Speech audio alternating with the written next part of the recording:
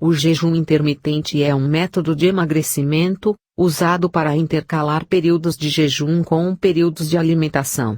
O objetivo é fazer com que o corpo utilize os estoques de gordura, e com isso haja uma perda de massa gorda. O jejum funciona como um cronograma de alimentação, pois não há proibições alimentares.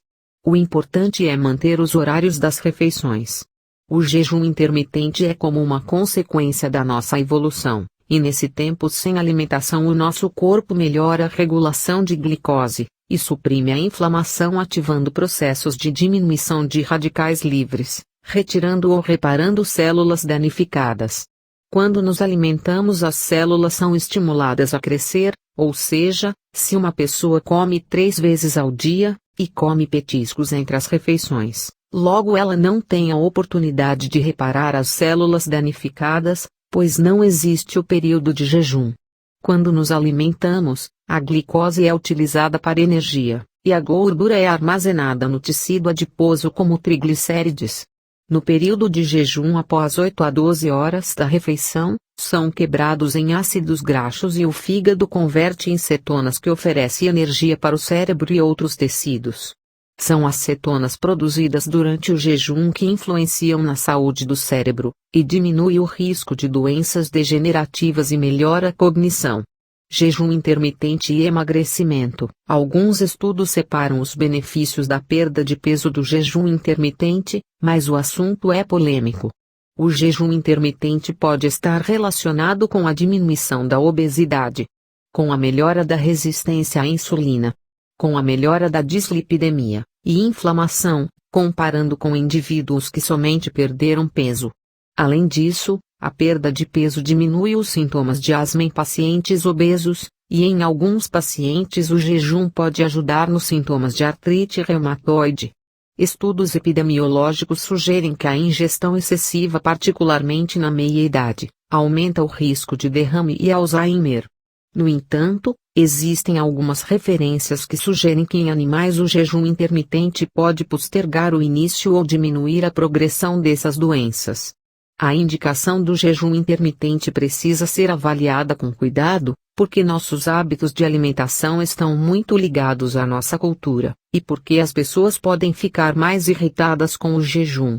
É necessário avaliar se a diminuição de calorias já não seria suficiente para afetar o metabolismo e, se necessário, avaliar se a longo prazo o jejum pode trazer algum efeito colateral no organismo. Quem não deve fazer? Para adultos saudáveis não há contraindicação. O jejum intermitente não deve ser feito em casos de diabetes e outras doenças metabólicas, hipertensão, câncer, distúrbios alimentares. Dessa forma, a indicação do jejum intermitente precisa ser avaliada com cuidado. Ele não deve ser feito por crianças, gestantes, lactantes e maiores de 60 anos. Sempre consulte um médico antes de alterar sua dieta. Tipos de jejum intermitente. Esses são alguns tipos de jejum intermitente, os métodos mais famosos: coma, pare, coma. Este tipo de jejum intermitente alterna dias de alimentação e dias de jejum. Você pode comer o que quiser por 24 horas, e deve passar o dia seguinte em jejum. Repita este padrão 1 ou 2 vezes na semana. Bebidas sem calorias como café preto, chá sem adoçar, são permitidos. Método 16/8. Este método é conhecido como Leangains. Ele alterna 16 horas de jejum, e uma janela de 8 horas, em que você pode se alimentar. Basicamente, o jejum corresponde ao período do sono noturno.